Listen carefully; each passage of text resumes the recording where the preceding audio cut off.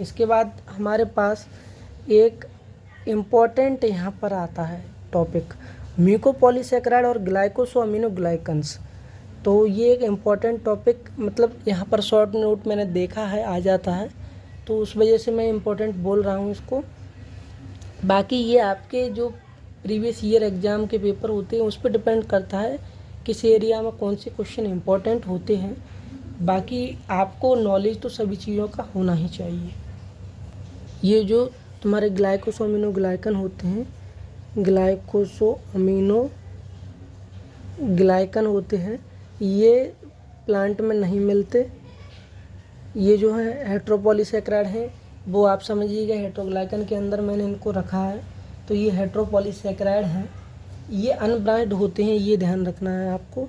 तो ये कैसे होते हैं, तुम्हारे अनब्रांच्ड होते हैं। और यहाँ पर रिपीटिंग डाइसैकेराइड यूनिट होती हैं, यहाँ पर जो होती हैं तुम्हारी रिपीटिंग डाइसैकेराइड यूनिट होती हैं। और कौन सी यूनिट होती हैं वो यहाँ पर मैं आपको बता देता हूँ। तो यहाँ पर जो रिपीटिंग डाइसैकेराइड यूनिट हैं उनमें एन एसिटाइल ग्लूकोसामाइन और एन एसिटाइल गैलेक्टोसामाइन हो सकता है। तो तुम्हारा एन एसिटाइल ग्लूकोसामाइन और एन एसिटाइल गैलेक्टोसामाइन हो सकता है तुम्हारा। तो ये तुम्हारी अमीनो शुगर हो गई एक। देखो यहाँ पर क्या है, इस चीज़ को ऐसे समझो, ग्लाइकोसोअमीनोग्लाइकन, ग्लाइकन का मतलब हो गया तुम्हारा पॉलीसैकेराइड। इसका मतलब ये पॉलीसैकेराइड होगा। यहाँ पर अमीनो ग्रुप आ गया एक तुम्हारा, तो अमीनो ग्रुप आ गया, ये अमीनो ग्रुप का नाम हो गया, या तो एन एसिटाइल ग्लूकोसामाइन होगा या एन एसिटाइल गैलेक्टोसामाइन होगा। इन दोनों में से एक अमीनो ग्रुप होगा। और बाकी का यहाँ पर यूरोनिक एसिड देखने को मिल सकता है आपको, प्लस यहाँ पर आपको यूरोनिक एसिड देखने को मिल सकता है। ये इसकी यूनिट है, आपको याद करनी पड़ेंगी कि कौन कौन सी यूनिट हैं। इसमें डी ग्लूकुरोनिक एसिड या एल आइडोरोनिक एसिड हो सकता है। तो ये आपके ऊपर है, आप कितना इसमें से याद कर पाएंगे। यूरोनिक एसिड मैंने यहाँ पर बता दिया है आपको, जैसे डी ग्लूकुरोनिक एसिड या एल आइडोरोनिक एसिड जो है इसमें से प्रेजेंट हो सकता है। ग्लाइकोसोअमीनोग्लाइकन जो होते हैं इनमें ईस्ट्रीफाइड सल्फेट ग्रुप होता है। ये मैंने कहा इम्पॉर्टेंट है थोड़ा, तो आपको पता होना चाहिए। इसमें ईस्ट्रीफाइड सल्फेट ग्रुप होते हैं। यहाँ पर मैंने बताया था आपको कि यूरोनिक एसिड और एन एसिटाइल गैलेक्टोसामाइन या एन एसिटाइल ग्लूकोसामाइन होता है, इसमें ईस्ट्रीफाइड सल्फेट होता है। यहाँ पर एक चीज़ और होती है, इसमें कार्बोक्सिलिक ग्रुप प्रेजेंट होता है। तो ये जो कार्बोक्सिलिक ग्रुप और सल्फेट हैं ये नेगेटिवली चार्ज होते हैं। अब ये जो नेगेटिवली चार्ज होते हैं ये अट्रैक्ट करते हैं वाटर को अपने आसपास, और ये वाटर आने की वजह से ये जेल लाइक मैट्रिक्स फॉर्म हो जाता है। जैसा जेल होता है वैसा मैट्रिक्स यहाँ पर फॉर्म हो जाता है। तो इसका जेल लाइक मैट्रिक्स क्यों होता है, उसका रीज़न ये है कि ये नेगेटिवली चार्ज होते हैं। सल्फेट और जो कार्बोक्सिलिक ग्रुप होता है इन पर नेगेटिव चार्ज होता है। तो यहाँ पर ये जो नेगेटिव चार्ज होता है ये कुछ पॉजिटिवली चार्ज जो आयन होते हैं उनसे बाइंड करता है, और हाइड्रोजन बॉन्डिंग होती है यहाँ पर वाटर के साथ तुम्हारी एच बॉन्डिंग होगी और जेल लाइक मैट्रिक्स बनेगा। तो ये जो होते हैं सल्फेटेड ग्लाइकोअमीनोग्लाइकन, यानी कि जिनमें सल्फ़र प्रेजेंट है, जो सल्फ़र प्रेजेंट है, ये अटैच रहते हैं तुम्हारे एक्स्ट्रा सेलुलर प्रोटीन से और प्रोटियोग्लाइकन का फॉर्मेशन करते हैं। तो प्रोटियोग्लाइकन का फॉर्मेशन करते हैं, ये आपको ध्यान रखना है। इसके बाद यहाँ पर दे रखा है कि जो ग्लाइकोसोअमीनोग्लाइकन का पॉलीमर होता है ये अटैच रहता है तुम्हारा एक्स्ट्रा सेलुलर प्रोटीन के साथ। एक्स्ट्रा सेलुलर प्रोटीन के साथ मैं यहाँ पर अभी एक्सप्लेन करूँगा इस चीज़ को।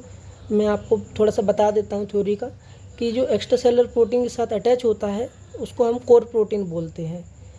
एक्सेप्ट हाइलुरोनिक एसिड के केस में ऐसा नहीं होता है, और ये प्रोटियोग्लाइकन जो मोनोमर है उसको बना रहा है।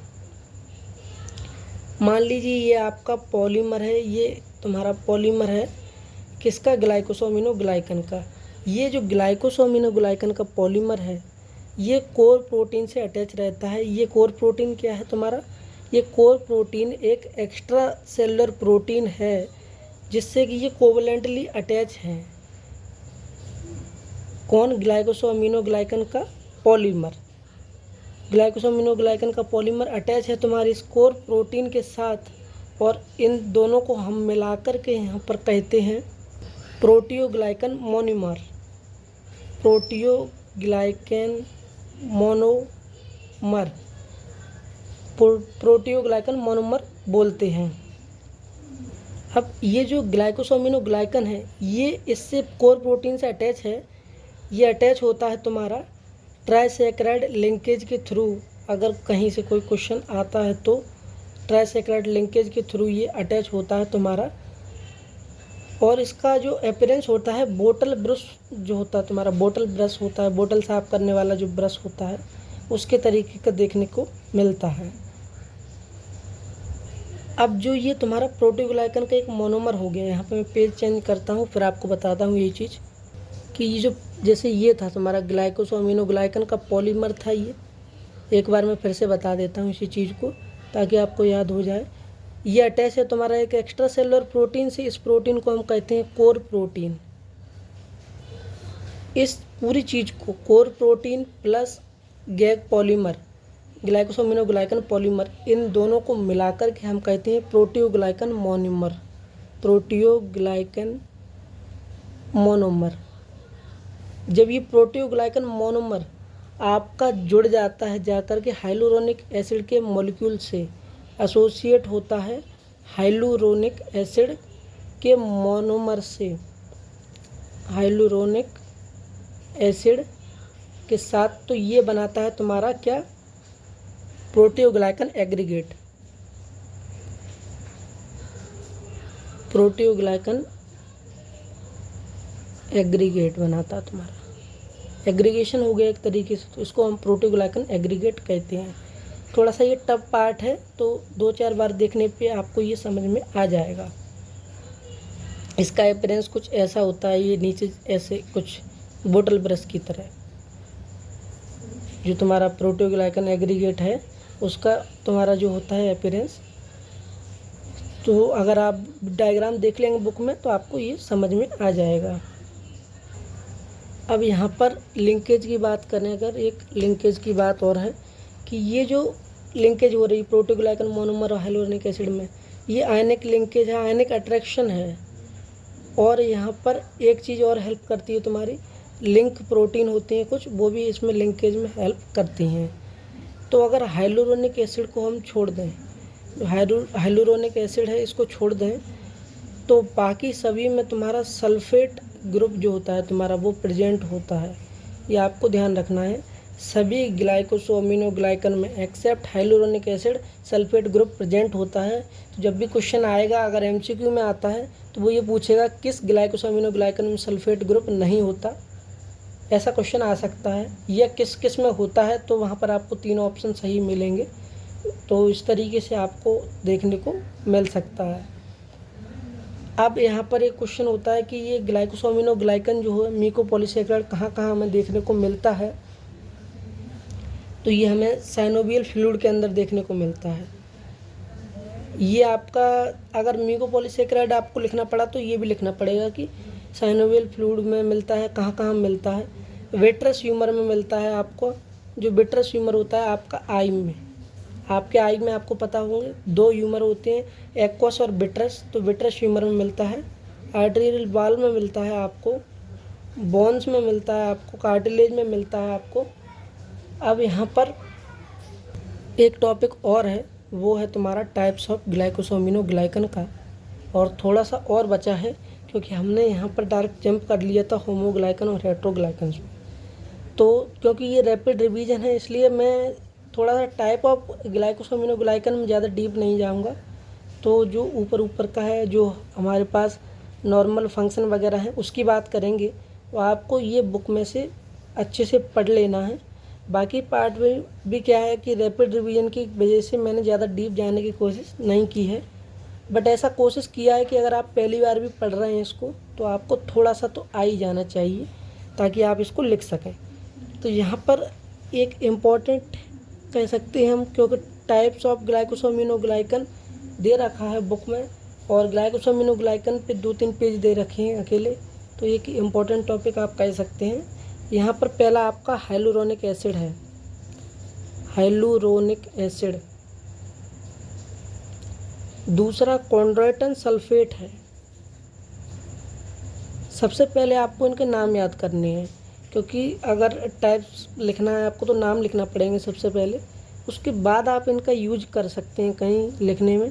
केरेटन सल्फेट 1 और 2, और इसके बाद डरमेटन सल्फेट, हेपेरन सल्फेट और हेपेरिन। तो ये जो डिफरेंट आपके ग्लाइकोसोमिनोग्लाइकन हैं, इनमें आपको डिफरेंट अमीनो एसिड जो है उसका कंपोजिशन, अमीनो शुगर का, यूरेनिक एसिड का कंपोजिशन डिफरेंट मिल सकता है। जो चेन लेंथ है आपकी वो डिफरेंट हो सकती है। सल्फेट ग्रुप एब्सेंट हो सकता है, प्रेजेंट हो सकता है। जो कोर प्रोटीन है आपका उसका नेचर डिफरेंट हो सकता है। जो लिंकेज है कोर प्रोटीन से उसका नेचर डिफरेंस हो सकता है। तो ये डिफरेंस हो सकते हैं, बायोलॉजिकल फंक्शन में डिफरेंस हो सकते हैं, उनके बेसिस पे ये डिफरेंट आपको देखने को मिल रहे हैं। अब यहाँ पर मैं ये बता देता हूँ कि सबसे पहले जो हाइलुरोनिक एसिड है तो थोड़ा सा लिख लेते हैं यहाँ पर मैं ज़्यादा डीप नहीं बताऊँगा आपको। तो जो हाइलुरोनिक एसिड है इसकी यूनिट क्या क्या है, यूनिट का मतलब है ये कंपोजिशन क्या, किससे बना हुआ है तुम्हारा। तो मैंने जैसे पहले भी बताया था आपको, ये एन एसिटाइल ग्लूकोसामाइन या एन एसिटाइल गैलेक्टोसामाइन हो सकता है, प्लस ग्लूकुरोनिक एसिड हो सकता है। इसमें ग्लूकुरोनिक एसिड, इसमें सल्फेट नहीं होता, ये अनसल्फेटेड होता है, याद रखना है। सल्फेट ग्रुप इसमें एब्सेंट होता है। कहाँ कहाँ मिलता है ये लोकेशन इसकी अलग से पूछ ली जाती है। ये साइनोवियल फ्लूइड मिलेगा, जॉइंट्स का साइनोवियल फ्लूइड होता है उसमें मिल जाएगा। ये विट्रस ह्यूमर में मिल जाएगा तुम्हारा, विट्रस ह्यूमर में मिल जाएगा। और यहाँ पर कनेक्टिव टिश्यू में मिल जाएगा ये, और अम्बिलिकल कॉर्ड में मिल जाएगा ये। तो यहाँ पर मैं अगर आपको बताऊँ, आप क्या कीजिए, ये तो मैंने आपको बता दिया है। तो आप एक काम कीजिए कि जो आपकी बुक है आप उससे, आपको याद तो करने ही पड़ेंगे, तो आप उससे ये चीज़ें याद कर लें कि इसकी लोकेशन क्या है, उसका फंक्शन क्या है। क्योंकि रैपिड रिवीजन में इन सब का बताना थोड़ा सा वीडियो और लंबी हो जाएगी, कोई मतलब नहीं निकलेगा, इसलिए मैं यहाँ पर नहीं बता रहा इन सब के फंक्शन और लोकेशन। नाम मैंने बता दिए हैं, तो आप इन सब के लोकेशन और फंक्शन देख लें एक बार।